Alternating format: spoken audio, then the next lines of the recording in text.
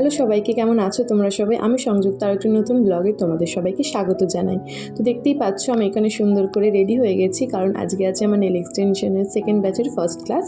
হ্যাঁ, আমি একজন মেকআপ আর্টিস্ট, তার সাথে সাথে নেল আর্টিস্টও। আমি এক নেল এক্সটেনশনে ক্লাস করাই। তো এখানে আমার সমস্ত সেট আপ রেডি হয়ে গেছে, এবার স্টুডেন্টদের আসার অপেক্ষা।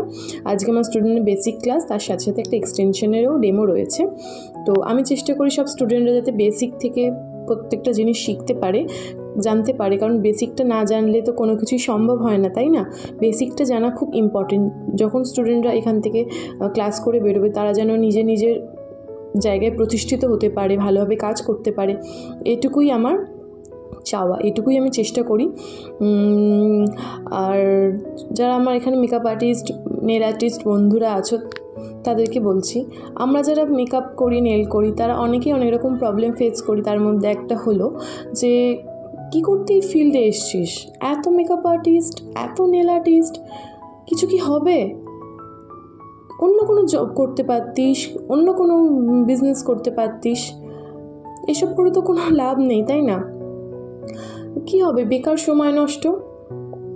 তো আমরা যারা মেকআপ আর্টিস্ট, নেল আর্টিস্ট, যারা এই ফিল্ডে এসেছি, তারা প্রত্যেকের কাজকে ভীষণ ভালোবাসি। অবভিয়াসলি যারা জব করে তারা তাদের জবকে ভালোবাসে, বিজনেস করে বিজনেসকে ভালোবাসে।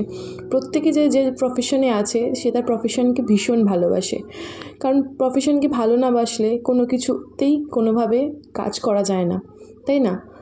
তো তোমরা মেকআপ আর্টিস্ট, নেল আর্টিস্ট বন্ধুরা যারা এখানে আছো, তারা অবশ্যই আমাকে কমেন্ট করে জানিও তোমরা কারা কারা এই প্রবলেম ফেস করেছো।